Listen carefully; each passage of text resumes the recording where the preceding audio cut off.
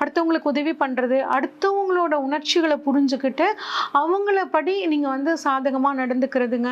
Self control அப்படிங்கிறது வந்து பார்த்திங்கன்னா இந்த தனுசு ராசிக்காரங்களாகி உங்களுக்கு அதிகமாகவே இருக்கும். மற்ற ராசிக்காரங்களை பொறுத்த வரைக்கும் தேவைன்னு உங்ககிட்ட வந்து கேட்குறவங்களுக்கு மட்டும் நீங்கள் உதவி பண்ணுறது சிறப்புங்க.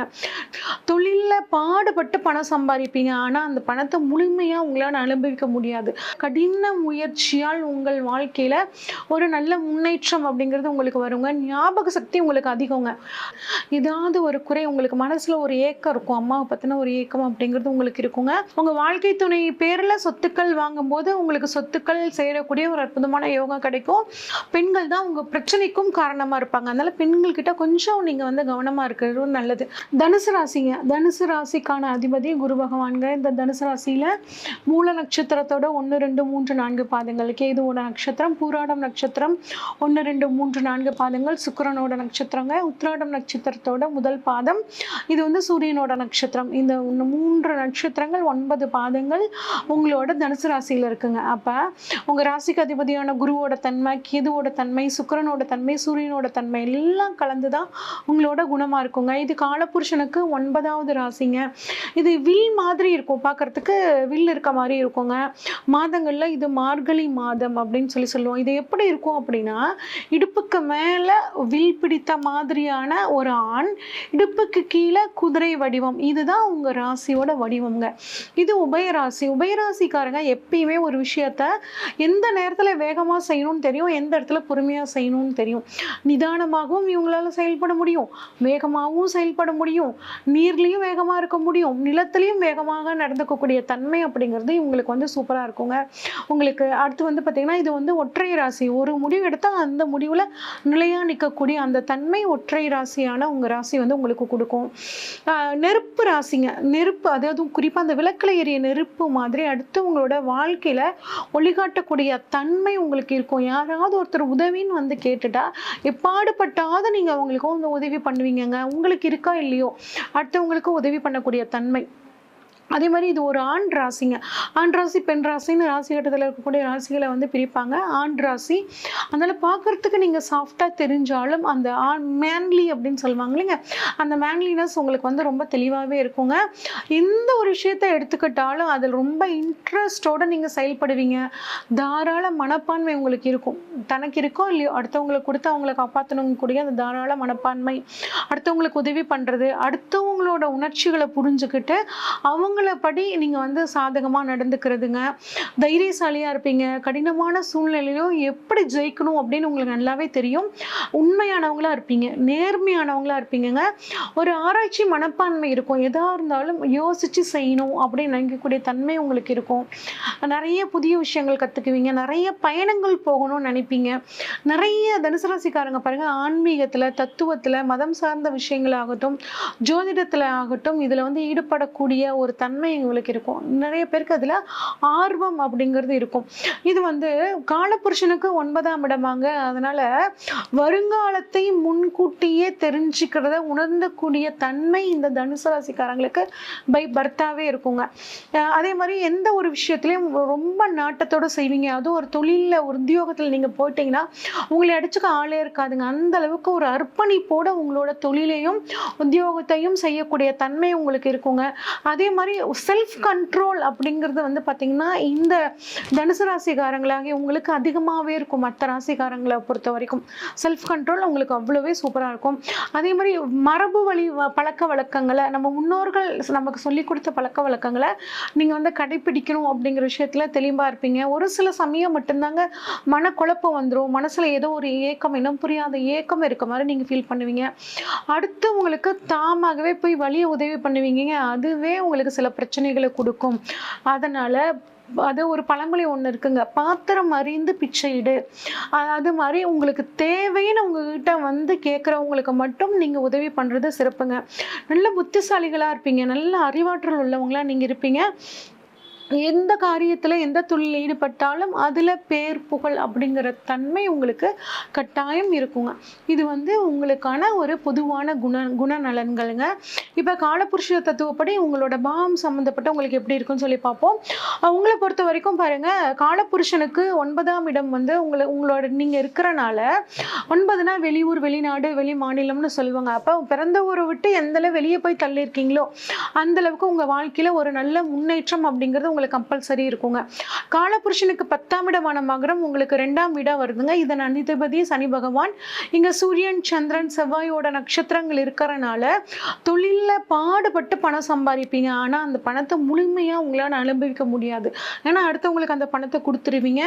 இதுல பாருங்க, நிறைய பேர் கல்லூரி பேராசிரியரா இருக்கீங்க, உங்கள பேங்க் வேலையில இருக்கிறவங்க, மர வேலை, குருனா மர வேலையில இருக்கிறவங்க, ஃபர்னிச்சர், உலோக ஜாமான், உலோகம், அந்த வார்ப்பு தொழில் இருக்கு பார்த்தீங்களா, அந்த வார்ப்பு தொழில், கவர்மெண்ட் ஜாபு, ஆபரணங்கள், ஆர்னமெண்டல் டிசைனிங்கு, மெடிக்கல் சம்மந்தப்பட்டது, டாக்டர்ஸு, மருத்துவத்துறையில் இருக்கிறவங்க, ஹோட்டல் வச்சுருக்கிறவங்க, கப்பல் கட்டுற தொழில், எண்ணெய் சம்மந்தப்பட்டது, மீன் வியாபாரம், வக்கீல், ஆலோசகர், போதகர், இந்த மாதிரியான உத்தியோகத்தில் இருக்கக்கூடிய வாய்ப்புகள் நிறைய இருக்குது.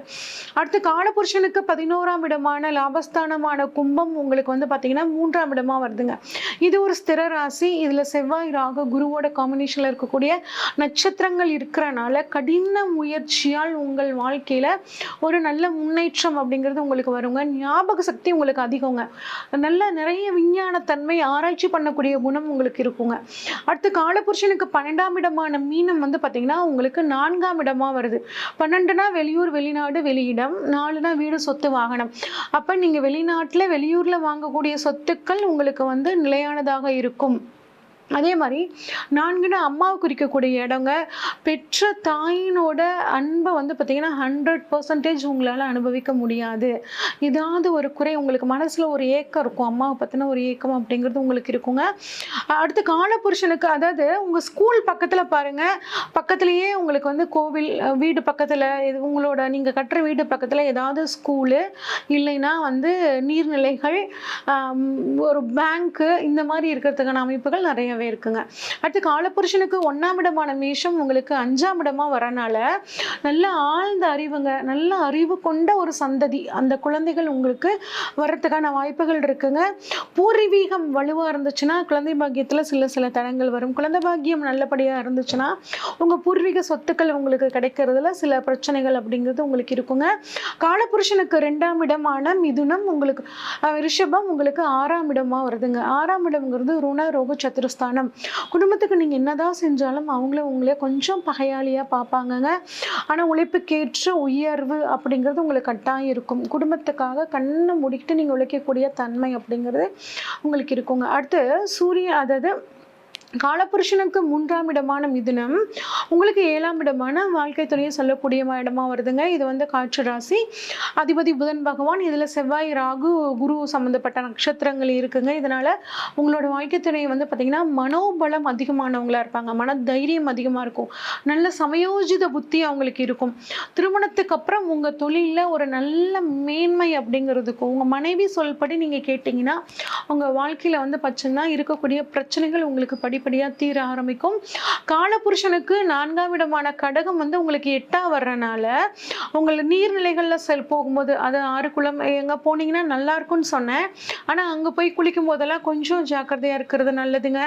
அதே மாதிரி 7க்கு 2 வாழ்க்கை துணைக்கு 2ஆம் இடமான தனஸ்தானம். அப்போ உங்கள் வாழ்க்கை துணை பேரில் சொத்துக்கள் வாங்கும்போது உங்களுக்கு சொத்துக்கள் சேரக்கூடிய ஒரு அற்புதமான யோகம் கிடைக்கும். அடுத்து உங்களுக்கு காலபுருஷனுக்கு 5ஆம் இடம் உங்களுக்கு 9ஆம் இடமா வருதுங்க. சிம்மம் உங்களுக்கு 9ஆம் வீடு.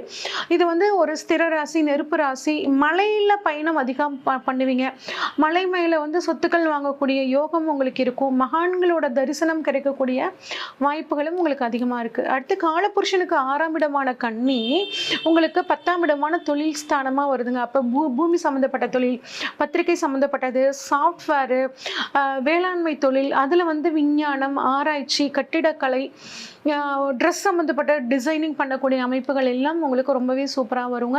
அடுத்து காலபுருஷனுக்கு 4ஆம் இடம் 7ஆம் இடமான துலாம் உங்களுக்கு 11ஆம் ஆன லாபஸ்தானம். அப்போ வந்து பார்த்தீங்கன்னா உங்கள் வாழ்க்கை துணையின் மூலியமாக உங்களுக்கு பண வரவு அப்படிங்கிறது நல்லாவே இருக்குங்க. பெண்களால் உங்களுக்கு லாபம். துலாம் அப்படின்னா அதிபதி சுக்கிரனுங்க. சுக்கிரனா பெண்கள். பெண்கள் மூலியமாக உங்களுக்கு லாபமும் அதிகம்ங்க. அந்த பெண்கள் மூலியமாக உங்களுக்கு பிரச்சனைகள் இருக்கும். ஏன்னா உங்களை தனுசு ராசிக்கு வந்து பார்த்தீங்கன்னா சுக்கிரன் கொஞ்சம் சரியில்லாத அமைப்புங்கிறனால பெண்களால் உங்களுக்கு லாபமும் கிடைக்கும். பெண்கள் தான் உங்கள் பிரச்சனைக்கும் காரணமாக இருப்பாங்க. அதனால பெண்கள்கிட்ட கொஞ்சம் நீங்கள் வந்து கவனமாக இருக்கிறது நல்லது. அது ஆணாகட்டும் பெண்ணாக இருக்கட்டும், பெண்கள்கிட்ட கொஞ்சம் நீங்கள் கவனமாக இருங்க. அடுத்து காலபுருஷனுக்கு 8ஆம் இடமான விருச்சிகம் உங்களுக்கு 12ஆம் இடமாக வருதுங்க. இதனால் வீடு கட்டக்கூடிய யோகம், அதே மாதிரி வீடு பேரு மோட்சம் அடையக்கூடிய தன்மையும் உங்களுக்கு அந்த இறைவனோட அருளால் கட்டாயம் கிடைக்குங்க. நிறைய வெளிநாடு போகக்கூடிய ஒரு அமைப்பு உங்களுக்கு சூப்பராக இருக்குது. அது மட்டும் இல்லாமல் இன்னும் வந்து அதிர்ஷ்டமாக வாழ நான் என்னென்னலாம் பண்ணணும் அப்படின்னா, உங்களுக்கு அதிர்ஷ்டத்தை தரக்கூடிய நிறங்கள் அப்படின்னு பார்த்தோம்னா மஞ்சள், ஆரஞ்சு, நீல கலருங்க. அதிர்ஷ்டம் தரக்கூடிய எண்கள் அப்படின்னு பார்த்தோம்னா 3, 5, 7 இந்த எண்கள் எல்லாம். அதிர்ஷ்டம் தரக்கூடிய கிழமைன்னு பார்த்தோம்னா வியாழக்கிழமை, ஞாயிற்றுக்கிழமைங்க. அதிர்ஷ்டம் தரக்கூடிய கற்கள் அப்படின்னு பார்க்கும்போது புஷ்பராக கல்ங்க, அந்த மஞ்சள் கலரில் இருக்கும். அப்புறம் டர்காய்ஸ் அப்படின்னு சொல்லுவாங்க, ஒரு ப்ளூ கலர் ஸ்டோன், அதுவும் உங்களுக்கு அதிர்ஷ்டத்தை கொடுக்கும். நீங்கள் வணங்க வேண்டிய தெய்வங்கள் அப்படின்னு பார்த்தோம்னா ஐயப்பன், விஷ்ணு அதாவது பெருமாள் வழிபாடு உங்களுக்கு மிகச்சிறந்த நன்மை. ப்ளஸ் தட்சிணாமூர்த்தி வழிபாடுங்க. குழந்தை பாக்கியம் இல்லாதவர்கள் திருச்செந்தூர் முருகன் வழிபாடு, ஆலங்குடி போயிட்டு வர்றது, பணம் பெருக ஸ்ரீவல்லிபுத்தூர் ஆண்டாள் வழிபாடுங்க. திருவண்ணாமலை வந்து வருடம் ஒரு முறையாவது போய் கிரிவலம் போயிட்டு வர்றது, இல்லை அங்கே இருக்கக்கூடிய திருவண்ணாமலையில் இருக்கக்கூடிய எம்பெருமானை தரிசித்துட்டு வர உங்கள் வாழ்க்கையில் எல்லா முன்னேற்றங்களும் உங்களுக்கு பரிபூரணமாக கிடைக்கும்.